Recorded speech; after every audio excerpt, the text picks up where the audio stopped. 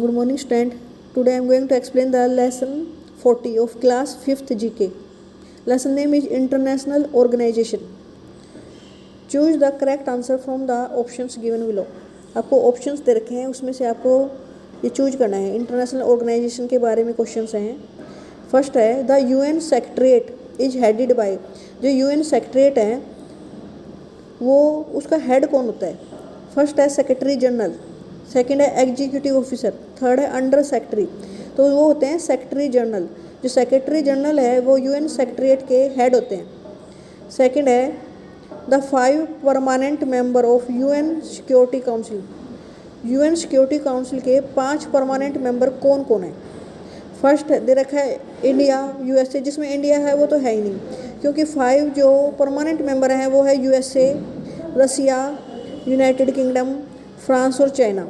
India बनना चाहता है इसका परमानेंट मेंबर, लेकिन नहीं, अभी तक नहीं बना है। तो USA, Russia, United Kingdom, France और चाइना, ये 5 परमानेंट मेंबर है यूएन सेक्रेटरी का, यूएन सिक्योरिटी काउंसिल के। थर्ड है the agency of UN, United Nations के एक बड़ा इंटरनेशनल ऑर्गेनाइजेशन है United Nation. The agency of UN that provided help to children for their growth and development. जो बच्चों की ग्रोथ और डेवलपमेंट के लिए हेल्प करता है वो कौन है?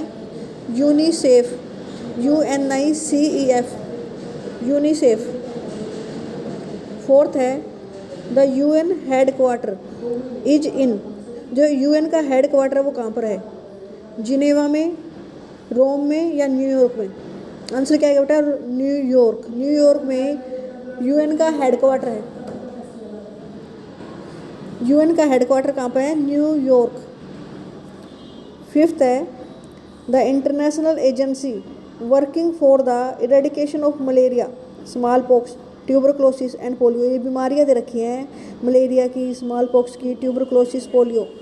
इनके लिए इंटरनेशनल एजेंसी जो हेल्प करते हैं इनको ख़त्म करने के लिए, वो कौन है? IMF, यूनेस्को या WHO? तो है world health organization. WHO means world health organization. ये इन बीमारियों को दूर करने के लिए जो टीके लगते हैं उनकी हेल्प करती है, पैसे से भी हेल्प करती है, सारा काम देखती है वर्ल्ड हेल्थ ऑर्गेनाइजेशन। यूएन का हेडक्वार्टर कहाँ पे है? न्यूयॉर्क में। The agency of UN that provide help to children for their growth and development. बच्चों के लिए हेल्प कौन करता है? UNICEF, UNICEF। United Nation International Children Emergency Fund, इसका नाम क्या है? United Nation International Children Emergency Fund, पूरी फुल फॉर्म इसकी ये है।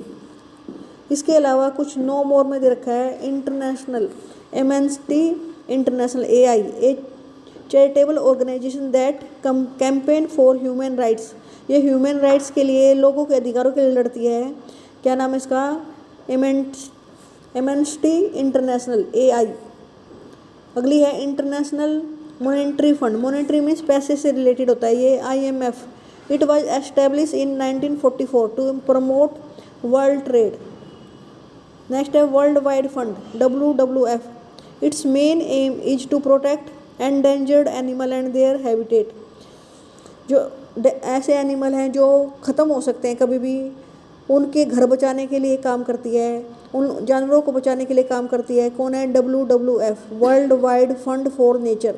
क्या नाम इसका पूरा? World wide fund for nature. उनके लिए पैसा लगाती है ताकि वे एनिमल बचे रहे, जैसे पांडा, ब्लैक पांडा, वाइट पांडा, जो ये फिनिश होने लग रहे हैं, ख़त्म होने लग रहे हैं, उन जानवरों के लिए कम से कम जिनकी संख्या रहेगी ना, उनको बचाने की कोशिश करती है ताकि हमारा एनवायरनमेंट बचा रहे।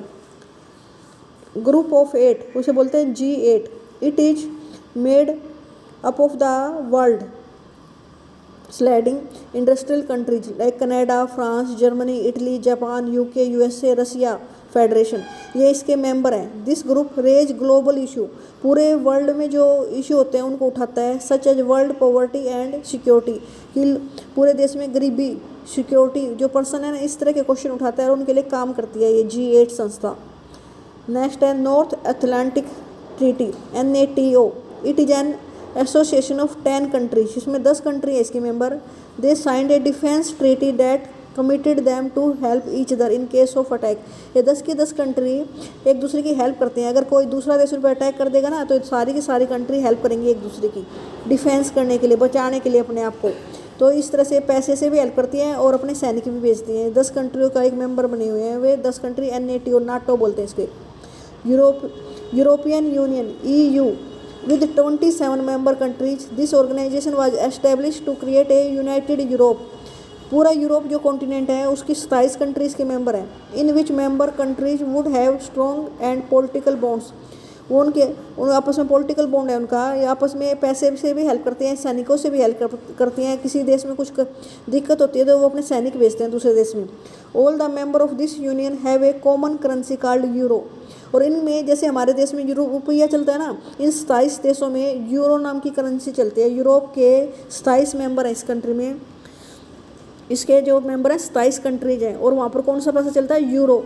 यूरोपियन यूनियन बोलते हैं इसे, EU। इस तरह से आपको ये लर्न करनी है पूरा चैप्टर। Okay student.